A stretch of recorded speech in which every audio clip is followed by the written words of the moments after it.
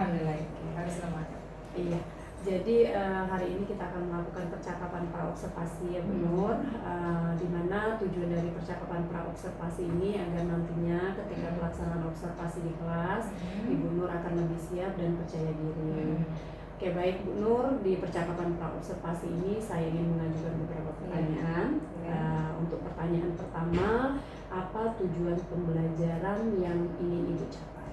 Baiklah Ibu, untuk ketika kita observasi nanti, kebetulan materi saya akan saya sampaikan tentang imperative sentence. Ya, gitu. Jadi di sini tujuan saya ini agar anak memahami memahami kalimat interaktif dan bisa menggunakan kalimat interaktif tersebut dengan baik dan benar. Oke, jadi tujuan pembelajaran yang ingin Ibu capai ketika akhir pembelajaran nanti, anak-anak itu memahami tentang kalimat imperatif dan bisa menggunakannya ya Bu. Oke. Kemudian area pengembangan yang menjadi fokus pembelajaran nantinya apa Bu? Untuk area pengembangannya saya ingin mereka mengembangkan kemampuan intelektual siswa. Dengan kalau bahasa Inggrisnya, dengan intelektual mereka bisa memahami kalimat imperatif serta bisa mengucapkan kalimat itu dengan baik dan benar sehingga yang mendengarnya bisa memahami kalimat tersebut. Dan kemudian selain untuk kemampuan intelektual juga saya ingin mengembangkan sosial emosionalnya. Di sini saya ingin dengan sosial emosionalnya karena dengan siswa yang beragam beraneka ragam, saya ingin mereka semuanya memiliki kesempatan dan kemampuan. Sini saya selalu menerapkan pada siswa untuk tutor teman sebaya. Gitu. Jadi yang menjadi fokus Ibu itu kemampuan intelektual siswa, kemudian kemampuan sosial emosional ya, sehingga mereka bisa bekerja sama, bisa menjadi tutor bagi siswa yang lain ya Ibu. Oke, nah sekarang pertanyaan ketiga ini berkaitan dengan model pembelajaran atau strategi yang akan Ibu pakai nantinya.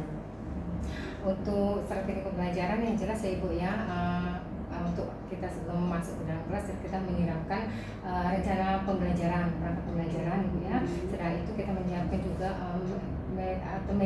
media yang bisa media yang kira-kira yang kita gunakan yang bisa dipahami dan materi itu bisa masuk dengan siswa dengan mudah. Dan untuk model pembelajaran saya itu menggunakan problem based learning. PBL. Ya, PBL. Nah, setelah itu untuk metodenya seperti biasa saya selalu menggunakan siswa berdasarkan pembelajaran berdiferensiasi. Saya membentuk mereka menjadi kelompok, jadi mereka menggunakan diskusi kelompok. Diskusi kelompok ya. Oke, jadi model pembelajaran yang akan Ibu pakai itu akan menggunakan PBL ya, dengan memaksimalkan pemanfaatan media ya, oke, dan dengan menggunakan metode diskusi juga Ibu ya. Oke. Nah, sekarang tentang penilaian. Kira-kira rancangan penilaian yang Ibu desain untuk pembelajaran besok itu penilaian seperti apa? Ya, kalau penilaian itu kan kalau saya biasanya menilai siswa itu dari penilaian individu dan juga kerja kelompok. Kalau dari individunya keaktifan mereka di dalam kelompok juga.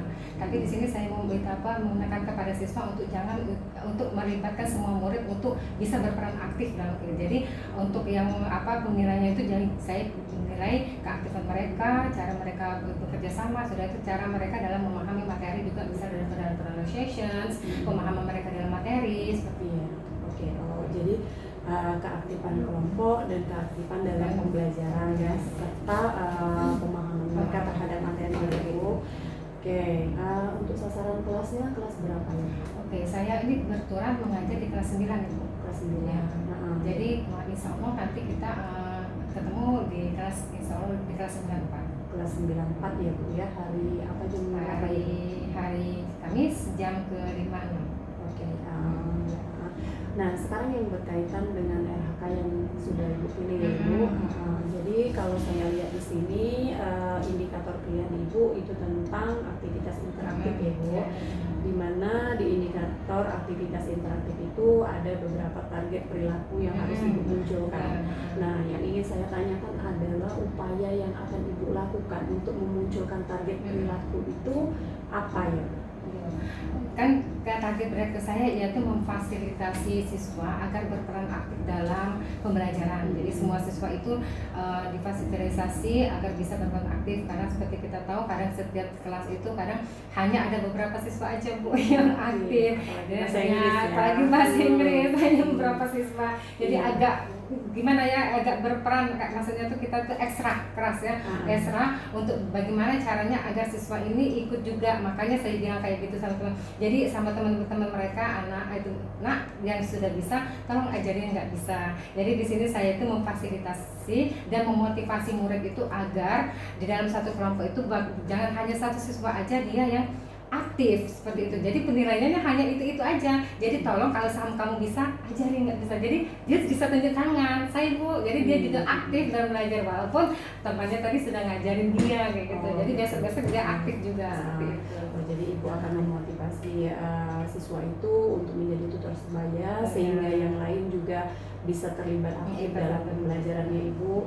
Oke, sepertinya pembelajarannya akan sangat menarik dan sangat menyenangkan ya ibu. Saya harap nantinya ketika pelaksanaan pembelajaran kita bisa maksimal, ibu bisa maksimal, bisa memberikan pembelajaran yang menyenangkan, berpihak pada murid, dan bisa mendapatkan hasil yang maksimal ya ibu.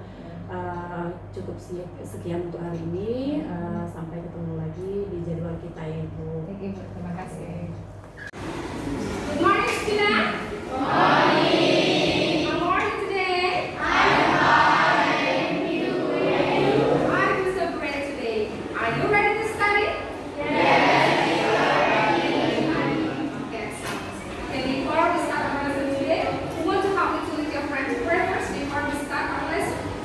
Okay, I think. Please lead your friend to pray first. Okay, my friend, before we start our lesson today, it is better for you to pray first. Pray together.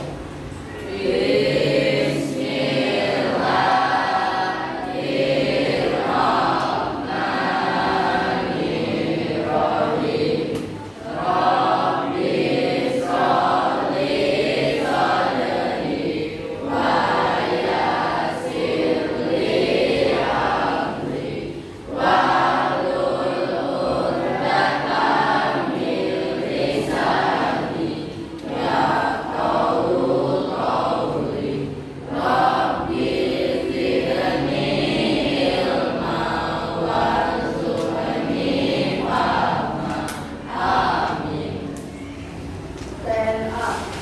Give me into our teacher.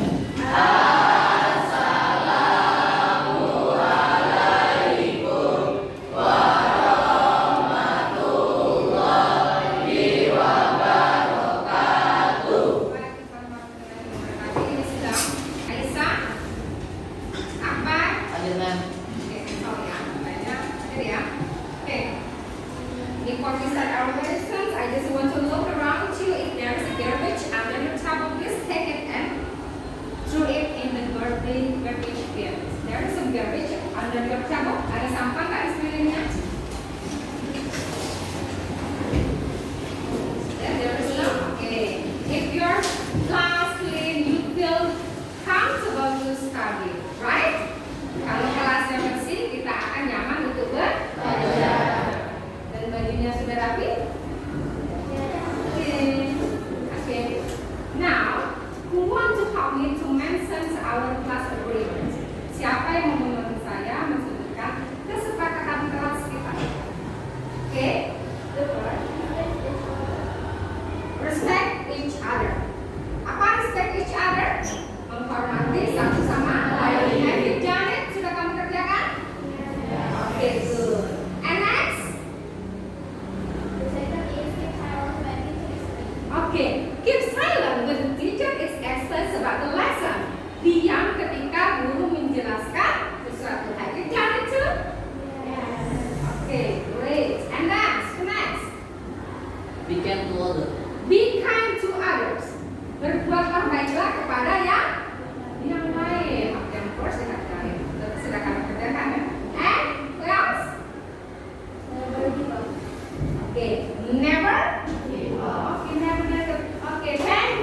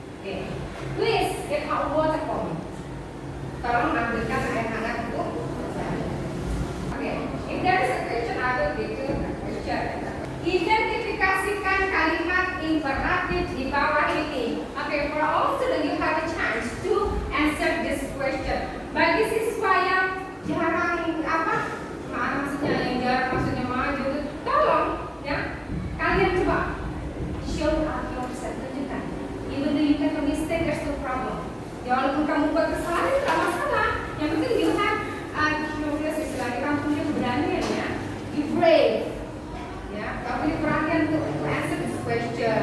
Oke, jangan hanya yang aktif, you can teach your friends ya. Bisa ngajarin temennya.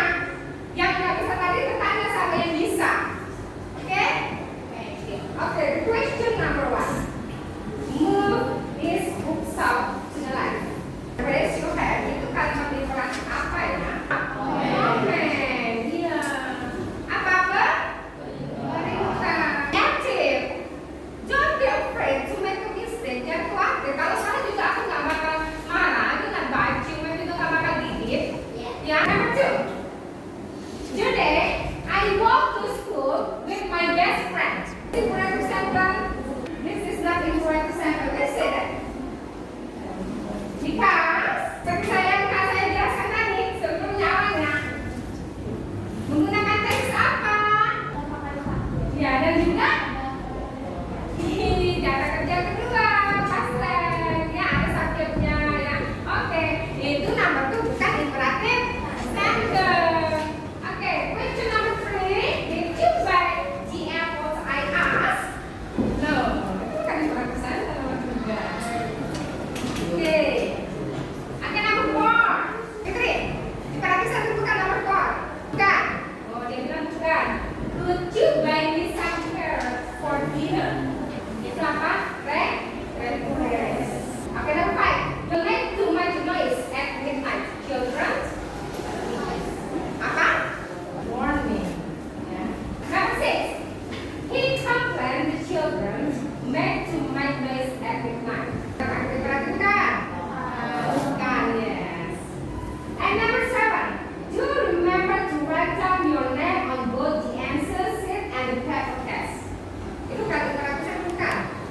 Ya. Apa? Comment. Can you visit me when you're off work this Sunday? Kamu perhatikan? Request. Dia minta dia mengunjungi dia ketika hari libur. I want to divide into 5 groups of you and I will give you some test ya, questions. Okay. Yang kita copy. Semua yang grup apa? Nah, make your own interactive sentence at least 2 sentences. Kemana gitu?